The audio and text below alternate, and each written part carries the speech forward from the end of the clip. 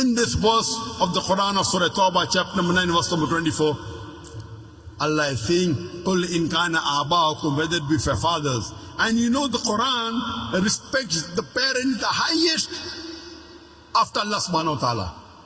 Allah says in the Quran in Surah Isra, chapter number 17, verse number 23 and 24, we have ordained for you that you worship but one Allah, and that you be kind to your parents. So after Allah comes the parents. That you be kind to your parents, and if one of them or both of them reach old age, do not say a word of contempt. Don't say off to them. That means one or both of your parents reach old age, whatever they say, you cannot retaliate. You can't even say off to them. So much you have to respect them. Don't say off to them, but rather address them with honor. Lower to them your wing of humility and pray to thy Lord that bless them as they cherished me in childhood. According to the verse of the Quran, respecting the parents is of utmost importance. After worshipping Allah, come respecting your parents. Allah says in Surah Nisa, chapter 4, verse number 135, Ya ayyuhalladhina amanu, O you believe, stand out for justice as witness to the truth of Allah subhanahu wa ta'ala, even if it be against yourself, against your parents, against your relatives, rich or poor. When it comes for standing for justice, in supporting Allah, you have to stand out for justice even if it against yourself, against your parents, mother or father, against your relatives, whether it be your son, whether it be your brothers, whether it be your spouses, whether it be rich or poor. Allah protects all. So here Allah is telling us that you love your parents, yes, but when it comes to justice, even if it goes against yourself, against your parents, against your relatives, you have to stand out for justice. That's true to Allah subhanahu wa ta'ala. And Allah is repeating the same thing. قُلْ إِنْ كَانَ أَبَاؤُكُمْ وَأَبْنَاؤُكُمْ وَإِخْوَانُكُمْ وَأَزْوَاجُكُمْ وَعَشِيرَتُكُمْ.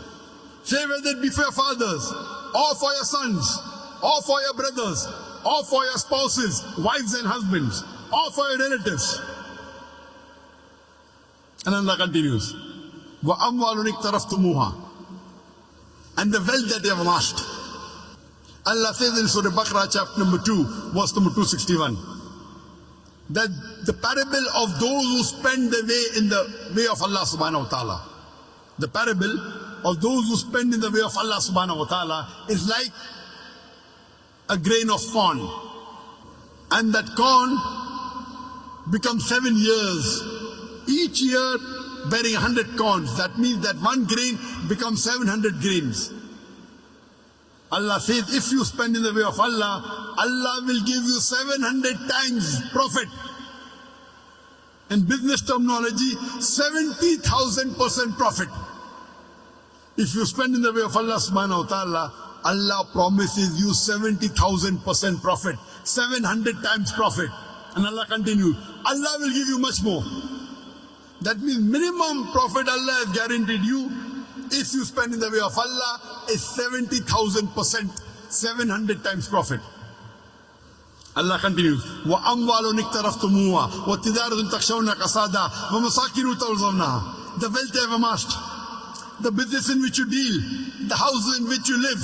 What are your considerations? Why are you afraid to do dawah? Why are you afraid to go for jihad in the way of Allah subhanahu wa ta'ala? Striving in the way of Allah subhanahu wa ta'ala. Are you worried about your wealth? The business in which you deal? Okay, if I do dawah with a non-Muslim, maybe I will lose my business. Maybe I'll have less customers. The wealth you have amassed, the business in which you deal, the house in which you live. Are you afraid that if you do dawah, strive and struggle in the way of Allah subhanahu wa ta'ala, whether it be striving physically, whether it be striving for dawah, whether it be striving to explain the Quran, are you afraid of your fathers, of your sons, of your brothers, of your spouses, wives and husbands, of your relatives, the wealth you have amassed, the business in which you deal, the house in which you live?